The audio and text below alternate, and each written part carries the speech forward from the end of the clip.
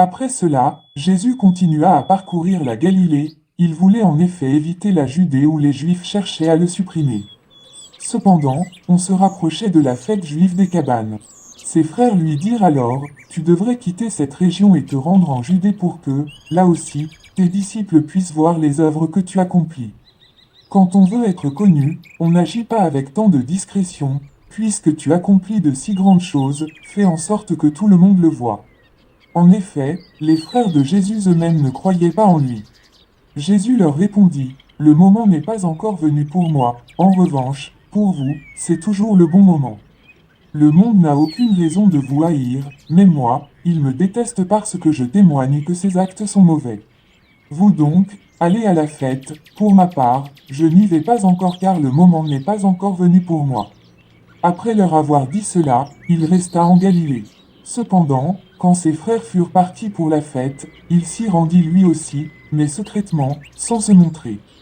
Or, pendant la fête, les Juifs le cherchaient et demandaient, où est-il donc? Dans la foule, les discussions allaient bon train à son sujet. Les uns disaient, c'est quelqu'un de bien, pas du tout, répondaient les autres, il trompe tout le monde. Mais, comme ils avaient tout peur des Juifs, personne n'osait parler librement de lui. La moitié de la semaine de fête était déjà passée, quand Jésus alla au temple et se mit à enseigner. Les Juifs en étaient tout étonnés et se demandaient, comment peut-il connaître à ce point les Écritures, sans avoir jamais étudié? Jésus leur répondit, rien de ce que j'enseigne ne vient de moi, j'ai tout reçu de celui qui m'a envoyé. Si quelqu'un est décidé à faire la volonté de Dieu, il reconnaîtra bien si mon enseignement vient de Dieu ou si je parle de ma propre initiative. Celui qui parle en son propre nom recherche sa propre gloire, mais si quelqu'un vise à honorer celui qui l'a envoyé, c'est un homme vrai, il n'y a rien de faux en lui.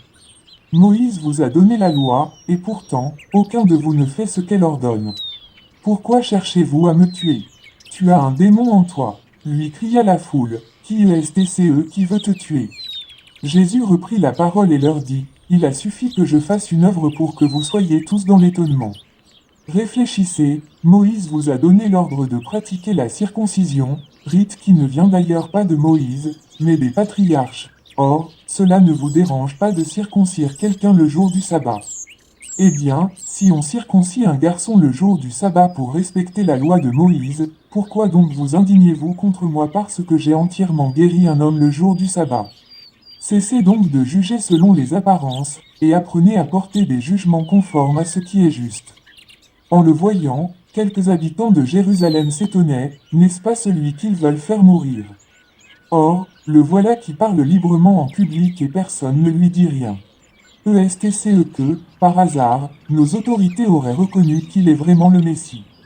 Pourtant, lui, nous savons d'où il est, mais le Messie, quand il viendra, personne ne saura d'où il est.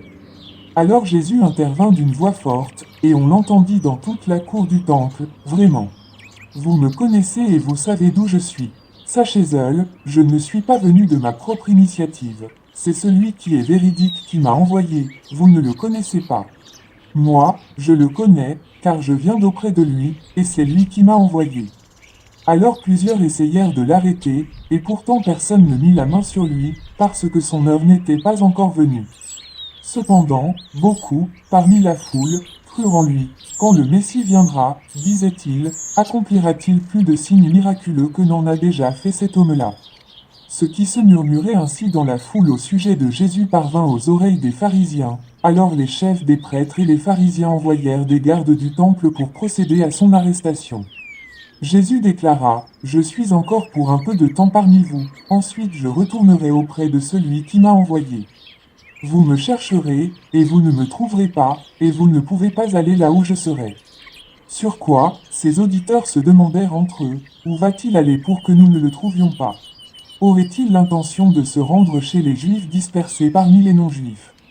Voudrait-il peut-être même apporter son enseignement aux non-Juifs? Que peut-il bien vouloir dire quand il déclare, vous me chercherez et vous ne me trouverez pas, et vous ne pouvez pas aller là où je serai? Le dernier jour de la fête, le jour le plus solennel, Jésus se tint devant la foule et lança à pleine voix, si quelqu'un a soif, qu'il vienne à moi, et que celui qui croit en moi boive. Car, comme le dit l'Écriture, des fleuves d'eau vive jailliront de lui. En disant cela, il faisait allusion à l'esprit que devaient recevoir plus tard ceux qui croiraient en lui. En effet, à ce moment-là, l'esprit n'avait pas encore été donné parce que Jésus n'était pas encore entré dans sa gloire. Dans la foule, plusieurs de ceux qui avaient entendu ces paroles disaient, pas de doute, cet homme est bien le prophète attendu. D'autres affirmaient, c'est le Messie, mais, objectaient certains, le Messie pourrait-il venir de la Galilée? L'Écriture ne dit-elle pas que le Messie sera un descendant de David et qu'il naîtra à Bethléem, le village où David a vécu? Ainsi, le peuple se trouva de plus en plus divisé à cause de lui. Quelques sons voulaient l'arrêter mais personne n'osa porter la main sur lui. Les gardes du temple retournèrent auprès des chefs des prêtres et des pharisiens. Ceux-ci leur demandèrent, pourquoi ne l'avez-vous pas amené? Ils répondirent, personne n'a jamais parlé comme cet homme. Quoi, répliquèrent les pharisiens, vous aussi, vous vous y êtes laissé prendre.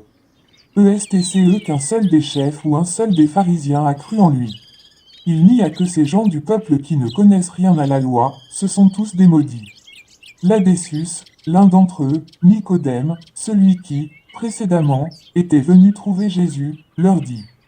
Notre loi nous permet-elle de condamner un homme sans l'avoir entendu et sans savoir ce qu'il a fait de mal?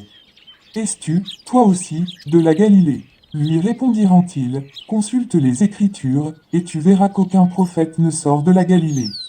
Crochet ouvrant. Là-dessus chacun rentra chez soi.